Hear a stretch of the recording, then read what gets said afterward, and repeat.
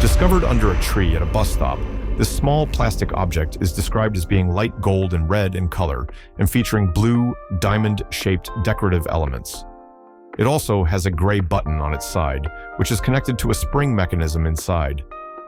Attempts to identify it using Google searches were unsuccessful. What is this small, colorful plastic piece with an integrated spring-loaded button, likely lost by a child? This small, colorful plastic item with specific design elements and a spring-loaded button mechanism is identified as looking like a component part from a Power Rangers toy. The Power Rangers franchise, popular for decades, has spawned a vast array of toys, including action figures, vehicles, roleplay weapons like swords or blasters, and morphers, the iconic devices the characters use to transform into their Power Ranger forms. Many of these toys feature small, detachable accessories, weapons, power-up keys, or activators that often incorporate bright colors like gold, red, and blue, intricate designs such as the described blue diamonds, and interactive spring-loaded button features. These buttons might be used for launching small projectiles, activating sound effects, triggering light-up features, or initiating a transformation sequence in the main toy. Its discovery at a public bus stop strongly suggests it was accidentally dropped and lost by a child during their travels or while waiting for a bus. This small, palm-sized metallic rod-like object was unearthed while an individual was digging around their house. The finder is completely at a loss as to its identity, stating they can't even begin to identify what to Google to find out what it is. Its specific shape and any distinguishing features of the metal are not fully detailed in this snippet, but its metallic nature and relatively small handheld size are the key descriptors. This item is identified, perhaps surprisingly, as a film prop that had apparently been the subject of a previous identification request on Reddit not long before this particular query was posted. Without access to the visual information from either the current or the previous post, its exact nature as a prop remains unknown. Film props, by their very definition, can encompass an incredibly wide range of objects. They can be meticulously crafted replicas of real-world items, like historical weapons or everyday objects from a specific period, entirely fantastical futuristic gadgets or alien artifacts, or even seemingly nondescript items that are designed to look like something specific only within the narrative context of a movie, television show, or theatrical production. Props are often made from various materials, including metal, to achieve a desired visual appearance, weight, or durability for filming. The fact that it's designated as a prop implies that its apparent function or identity might be purely fictional and tied to a specific cinematic or theatrical creation. This wooden pole-shaped box, featuring divots and screws, is found installed next to what is described as a scoring pattern on a public bike trail.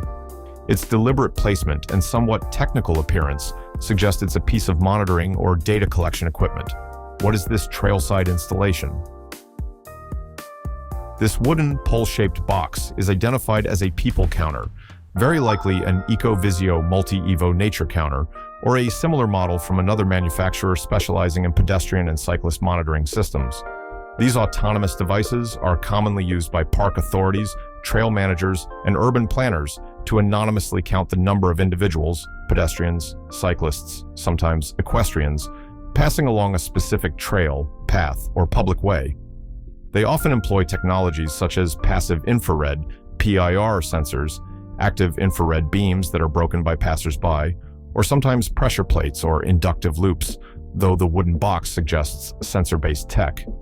The data collected is invaluable for understanding trail usage patterns, planning maintenance schedules, justifying funding for improvements, and assessing the impact of recreational activities. The divots might be sensor apertures or access points, and the slot mentioned in the solution, the slot above the laser emitter is to run a magnet across to wake up the system to download data, indicates a method for service personnel to activate the device for data retrieval, often done wirelessly or via a direct port connection. The scoring pattern nearby is likely unrelated or could be pre-existing survey marks or calibration points. Discovered buried approximately 1.5 feet deep within an overgrown section of a residential property on Long Island, New York, this object was found very close to the bay. It is described as being non-magnetic and appears to be made of brass. The neighborhood itself dates back to 1907, hinting at the potential age of the item. The finder reasonably suspects it's something related to boat rigging or marine hardware. What is this durable, non-ferrous marine artifact? This brass, non-magnetic object is definitively identified as a rowboat oarlock, also commonly spelled as oarlock, or historically, rowlock. An oarlock is a crucial piece of hardware for any traditional rowboat. It is typically a U-shaped or circular device, traditionally made from robust, corrosion-resistant metals like brass or bronze, or sometimes galvanized iron or steel for more utilitarian vessels. It is designed to be mounted on the gunwale, the top edge of the side, of a rowboat. The oarlock serves as the fulcrum or pivot point for an oar, securely holding the oar in place while allowing it to swing freely as the rower performs the rowing stroke. This leverage against the oarlock enables the rower to efficiently transfer their power to the oar and propel the boat through the water.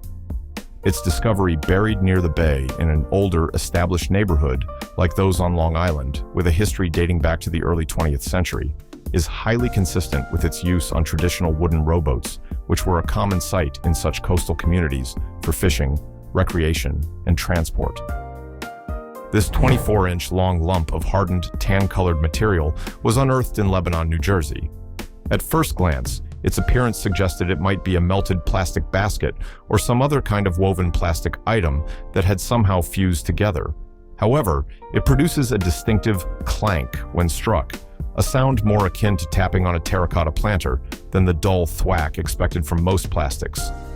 The land where it was found was farmland until approximately 30 years ago, after which it became a large residential yard that included areas for keeping animals, establishing gardens, and having fire pits. The lump appears to have been cut at some point, revealing a cross-section, which makes the finder think it might have been someone's experiment. What is this strange, hardened, somewhat resonant material? This lump of hardened tan material is identified as looking like the characteristic waste product, often referred to in the plastics industry as a purging, or cold slug, that is generated when flushing out an injection molding machine. Injection molding is a manufacturing process where molten plastic material is injected under high pressure into a mold cavity to create plastic parts. Between production runs of different plastic types, different colors of the same plastic, or during machine startup and shutdown procedures, the heated barrel and nozzle of the injection molding machine must be thoroughly purged of the previous material to prevent contamination or blockages. This purging process results in a significant blob or lump of extruded, rapidly cooled, and hardened plastic. These purgings often have a somewhat layered or internally mixed appearance, reflecting the transition between materials, and can be quite dense and hard, potentially explaining the clank sound if the material is a filled or reinforced type of plastic. Finding such an item suggests there might have been a small-scale plastics manufacturing or molding operation nearby in the past, or it was simply discarded as industrial waste. This antique wooden box, measuring approximately 1 foot in length, bears the intriguing inscription, "What shall I smoke?" on its surface. It features 6 independently moving levers and a series of spinning dice wheels, small cylinders with standard dice markings from 1 to 6 visible through small windows. When a wooden bar protruding from the end of the box is pushed or pulled, these cylinders are set into motion, spinning for a short period before coming to rest at random positions. Furthermore, there are small pegs on the front of the box that can be pulled out, an action which seems to disengage the corresponding wheel from spinning. The box carries no discernible maker's marks, aside from 2 patent stamps on the front, Patent Sep 2 1890 and Pat Apield 4. What is this fascinating late 19th century mechanical game or vending device? This intriguing wooden box is identified as a version of a bar-top trade stimulator, a type of mechanical amusement device that was extremely popular in bars, saloons, cigar stores, and general shops from the late 19th century through the mid-20th century. Trade stimulators were typically coin-operated, although some, like possibly this one, could be manually operated. They offered patrons the chance to win small prizes, most commonly merchandise such as cigars, cigarettes, chewing tobacco, drinks, or trade tokens redeemable for goods by playing a simple game of chance. This particular machine, with its spinning dice wheels, the suggestive question, "What shall I smoke?" and its operational mechanics, was almost certainly used either to randomly select a brand or type of tobacco product for the customer to purchase, or to determine if they won a free tobacco product based on the outcome of the dice spin. The patent date of September 6, 1990, firmly places its design and likely manufacture within the heyday of these charming and often beautifully crafted countertop gambling devices. A rather unusual sight was observed on the highway, a truck with an object attached to its underside that bore a striking resemblance to a common metal bucket. The placement and nature of this bucket were perplexing. What is this bucket-like item doing underneath a truck, and what conceivable purpose could it serve? With a significant dose of humor, Lumfao, laughing my censored word off, this bucket is identified by a commenter as being humorously and very unconventionally used as an exhaust tip for the truck. While certainly not a standard or approved automotive part for such a purpose, some truck owners, particularly those inclined towards highly customized rat rod or deliberately eccentric vehicle modifications, might engage in such creative, and often questionable from a safety or performance perspective, repurposing of common objects. In this instance, it appears the owner has likely taken a standard metal bucket, probably cut a hole in its base to fit over the existing exhaust pipe, and then somehow attached it to the end of the truck's exhaust system. This modification would primarily be for purely aesthetic reasons, to achieve a unique, eye-catching, or deliberately crude look, or perhaps in a misguided attempt to alter the exhaust sound. It would offer no functional performance enhancement and might even be illegal in some jurisdictions due to safety or emissions concerns. These tiny, multicolored cubes were found scattered on the pavement of a street during a walk. Their small size, approximately 1 centimeter per side, distinct cubic shape, and variety of bright colors are their most notable characteristics. Their presence on a public street seems out of place and suggests they were accidentally dropped or lost. What are these little cubes, and what are they typically used for? A teacher familiar with educational manipulatives identifies these with a fair degree of certainty as centimeter cubes. These are a very common and versatile manipulative tool widely used in elementary and primary school classrooms for teaching a broad range of mathematical concepts. These cubes typically measure exactly 1 centimeter on each edge, giving them a volume of 1 cubic centimeter and a weight of 1 gram if made of standard plastic, and are produced in a variety of bright, engaging colors. They are used by educators to help young children learn foundational mathematical ideas such as counting, sorting, patterning, basic arithmetic operations, addition, subtraction, multiplication, division through grouping, measurement of length, area, and volume, understanding place value, exploring geometric shapes, and developing spatial reasoning skills. It is quite plausible that a student or teacher accidentally dropped some of these cubes from a bag or container, or that a classroom set spilled, leading to them being found scattered in the street. This brass object is described as weighing approximately 5 pounds, indicating a substantial piece. Its rear handle portion is designed to swing open, and a ring located inside the handle can also be pulled back, suggesting a complex mechanical action. Its overall appearance strikes the finder as being almost like some type of weapon, but its specific nature and origin are unclear. What is this heavy, mechanically intricate brass item? This object is excitingly and definitively identified as a prop replica of Gaines' dart gun from the classic and highly influential adventure video game Riven, the sequel to Myst. The commenter expresses considerable surprise at the find, holy crap, and inquires about its acquisition. Riven, originally released in 1997, is renowned for its stunningly detailed pre-rendered graphics, immersive atmosphere, and incredibly intricate, often mechanical puzzles, all set within a unique steampunk-inspired aesthetic. Gain, one of the game's primary antagonists and a complex character, uses a very distinctive and memorable dart gun within the game's narrative. The description of the robust brass construction, the swinging handle mechanism, and the internal ring component perfectly matches the detailed visual design of this iconic in-game weapon. Finding a well-made physical prop replica of such a specific and recognizable item from a beloved and culturally significant video game is a rare and notable discovery, especially for dedicated fans of the Myst series.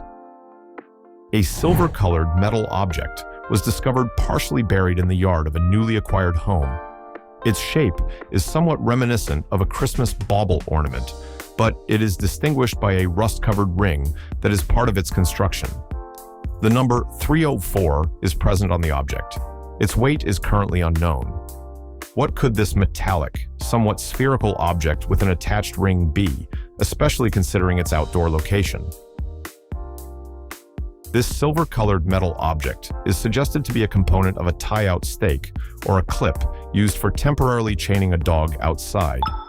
These devices typically consist of a spiral stake that is designed to be screwed firmly into the ground, or sometimes a heavy, weighted base for use on hard surfaces. Attached to this stake or base is a swiveling ring or a heavy-duty clip. The dog's leash or tie-out chain is then fastened to this swiveling ring or clip. This arrangement allows the dog some freedom of movement within a defined radius while ensuring it remains safely confined to the yard and preventing it from roaming freely.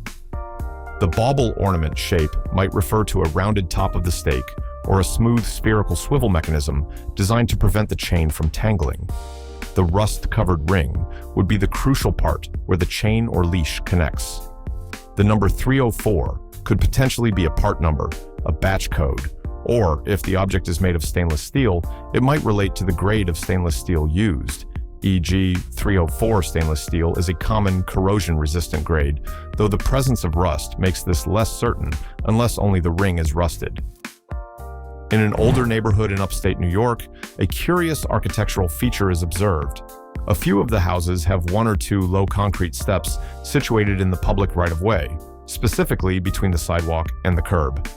A father-in-law of the observer suggests that these steps were historically used for stepping up into horse-drawn carriages. However, the finder questions this explanation, recalling that carriages often had their own built-in steps.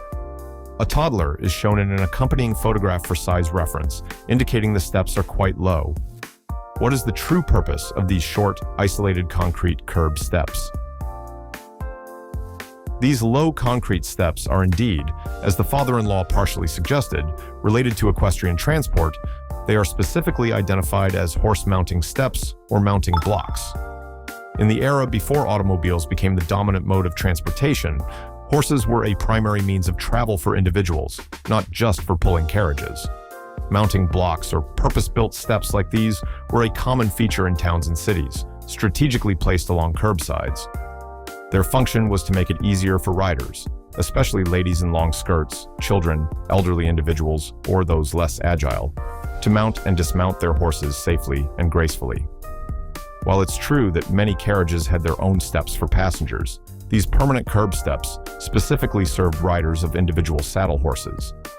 Their presence in an older, established neighborhood in upstate New York is highly consistent with this historical equestrian infrastructure, remnants of a time when horses were an integral part of daily street life.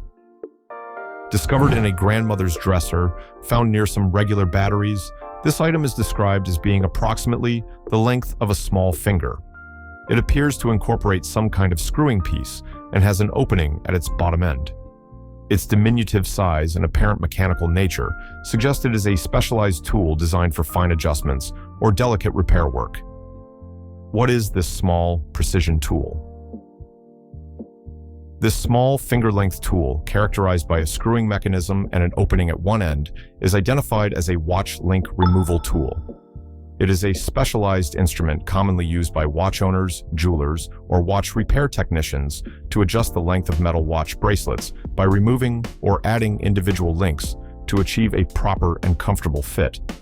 The tool typically features a small, hardened steel pin that is precisely advanced or retracted by turning a screw mechanism, the screwing piece. This pin is used to carefully push out the small friction pins, cotter pins, or spring bars that hold the segments of the watch bracelet together. The opening at the bottom or side of the tool is often designed to allow the pushed-out pin to exit freely or to help align the bracelet correctly during the link removal or insertion process. It's a very common and handy tool for anyone who needs to customize the fit of a metal watch band. Which one of these oddities left you scratching your head the most? If you love uncovering strange and mysterious objects, hit that like button and subscribe. Stay curious. More finds coming soon.